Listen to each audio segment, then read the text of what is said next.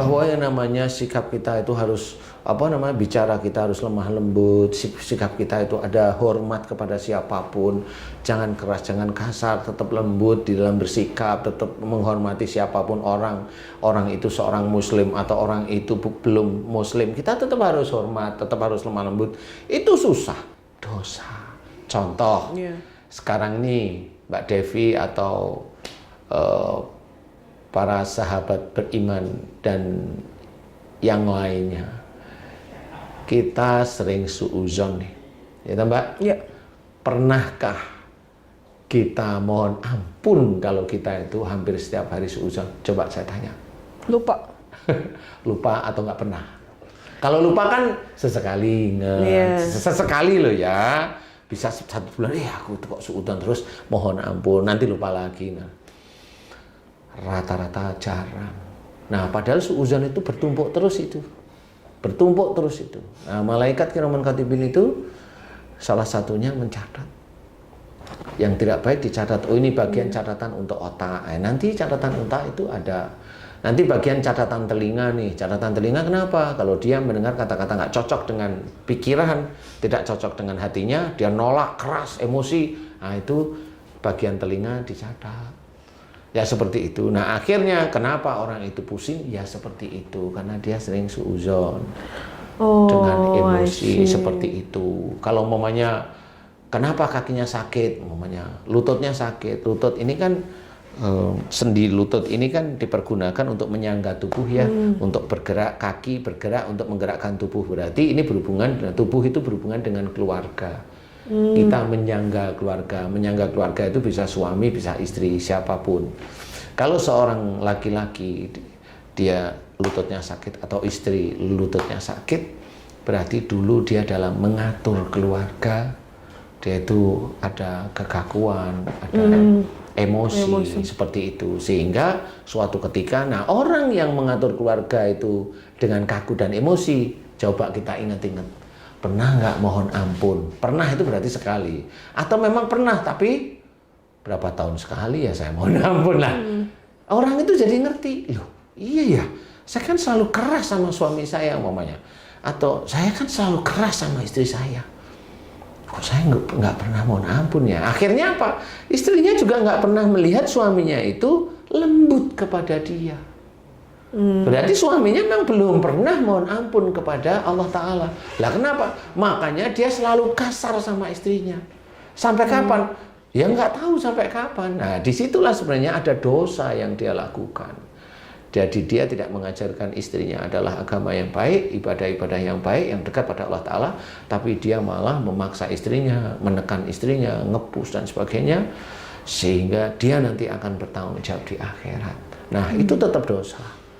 Nah, disitulah nanti kalau sudah mulai banyak dosa, masuklah ke ayat yang berikutnya yang mengerikan menurut saya.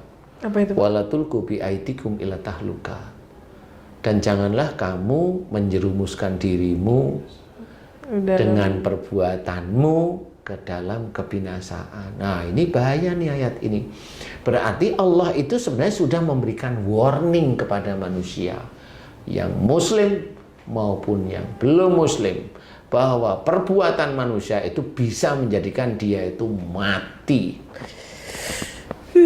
Makanya perbuatan-perbuatan ini dari ayat tadi, wala tulqu biaidikum ila tahlukat, buntutnya ayatnya ini ada wa ahsinu, dan berbuat baiklah. Loh, kan jelas.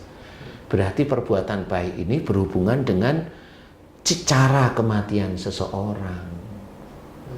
Jadi kalau orang berbuat baik, makanya didoakan sering husnul khotimah. Tapi kalau dia itu dari perbuatannya, kemudian dia sakit, kemudian mati, Allahu a'lam, saya nggak ngerti.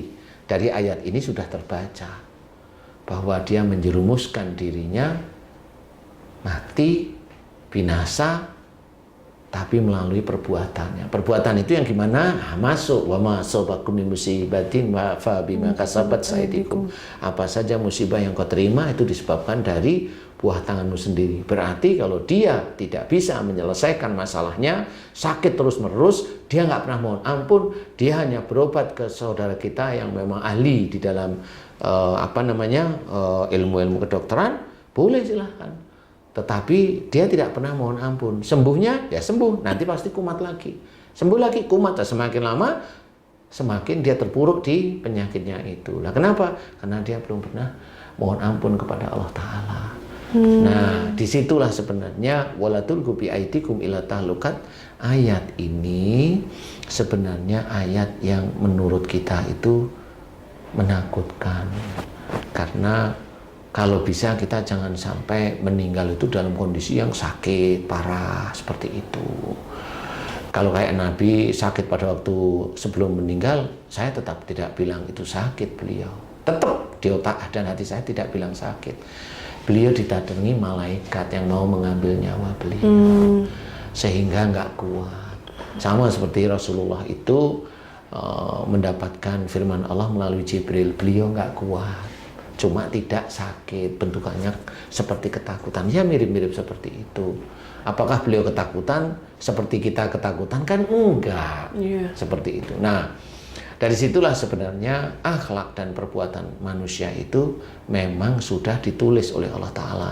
Makanya itu berhubungan dengan Rasulullah Muhammad SAW pada saat dilahirkan di muka bumi, yaitu untuk menyempurnakan akhlak manusia. Makanya acara Siraman Kolbu yang dipandu oleh Mbak Devi itu sebenarnya mengajak ya saya sendiri yang masih belajar ini dan juga saudara-saudara saya itu untuk menjadi orang yang baik. Sangat jelas, wala tulqu bi aidikum ila tahlukat wa asinu innallaha yuhibbul muhsinin. Dan janganlah kamu menjerumuskan dirimu dengan perbuatanmu, jelas sekali di dalam kebinasaan. Wa asinu, dan berbuat baiklah. Berarti kita memang disuruh berbuat baik. Sebagai orang Islam, berbuat baik itu ya sholat, ya baca Quran, ya puasa, dan banyak perbuatan baik yang sebenarnya ditulis dalam Quran, diajarkan oleh Rasulullah dalam sunnah, seperti itu. Perbuatan baik itu di situ.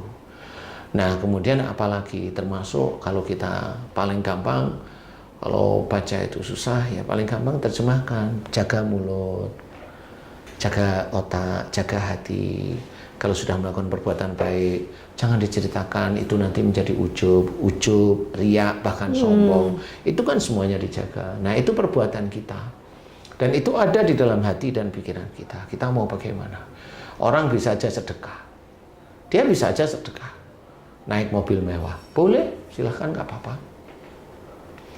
Sedekahnya itu bisa menjadi motor atau semangat bagi yang lainnya untuk sedekah, boleh.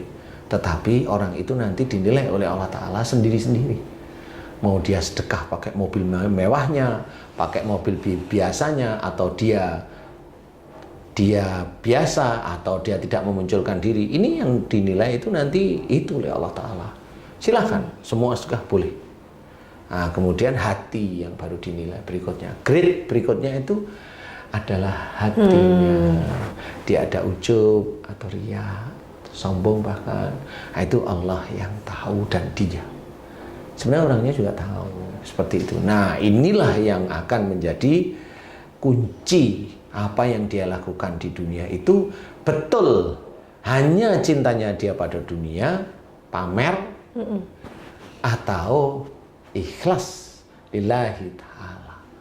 Nah, itulah nanti yang akan tertulis. Kalau dia masih hubbu dunya, cinta dunia, pamer, ingin melihat, ingin ini, dilihat, dimasukkan ini, di ini, umpamanya, kalau memang itu tidak ada ini, dia memang betul-betul begitu, sedekahnya boleh, silahkan.